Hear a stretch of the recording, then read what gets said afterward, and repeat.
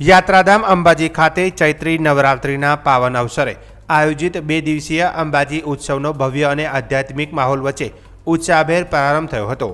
વિશ્વવિખ્યાત શક્તિપીઠ અંબાજી મંદિરના ચાચર ચોક ખાતે આ મહોત્સવને અંબાજી મંદિરના વહીવટદાર અને અધિક કલેક્ટર કૌશિક મોદીના હસ્તે દીપ પ્રાગટ્ય કરી ખુલ્લો મૂકવામાં આવ્યો હતો।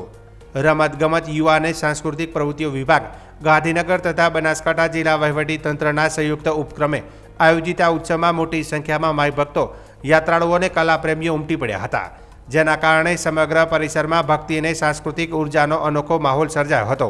ઉત્સવના પ્રથમ દિવસે વિવિધ સાંસ્કૃતિક કાર્યક્રમની સમૃદ્ધ રજૂઆત કરવામાં આવી હતી, જેમાં લોકસંગીત, ભક્તિ સંગીત, નૃત્ય અને હાસ્ય રસનો અનોખો સમન્વય જોવા મળ્યો હતો। સુપ્રસિદ્ધ સાહિત્યકાર માયાભાઈ આહિરે પોતાની આગવી અને મનોરંજન શૈલીમાં લોકસાહિત્ય અને હાસ્યભરી સરવાણી વહાવી શ્રોતાઓને મંત્રમુગ્ધ કર્યા હતા। શ્રીમતી ઇન્દિરાબેન શ્રીમાળીએ ભાવભીની ભક્તિ સંગીતની રજૂઆત કરી માઈ ભક્તોને આધ્યાત્મિક ભાવમાં લીન કર્યા હતા, જ્યારે સુશ્રી રવિન્દર ખુરાનાએ ઓડિસી નૃત્યની કલાત્મક અભિવ્યક્તિ દ્વારા દર્શકોને મોહી લીધા હતા। કલ્પેશ દવે દ્વારા માતાજીની ભાવભીની સ્તુતિ રજૂ કરવામાં આવી હતી અને નૃત્યેશ્વરી કલાવૃંદ દ્વારા રાસ મહોત્સવની રંગત જમાવી દર્શકોમાં નવરાત્રિની પરંપરાગત આનંદમય લાગણી પ્રગટાવી હતી। આ પ્રસંગે અંબાજી વહીવટદાર કૌશિક મોદીએ જણાવ્યું હતું કે ચૈત્રી નવરાત્રિના પાવન અવસરે માઈ ભક્તોમાં ભક્તિ, સાંસ્કૃતિક જાગૃતિ અને પરંપરાગત મૂલ્યોનો પ્રસાર થાય છે, તે હેતુથી આ ઉત્સવનું આયોજન કરવામાં આવ્યું છે। અંબાજી યાત્રાધામની ઓળખ વધુ મજબૂત બને છે।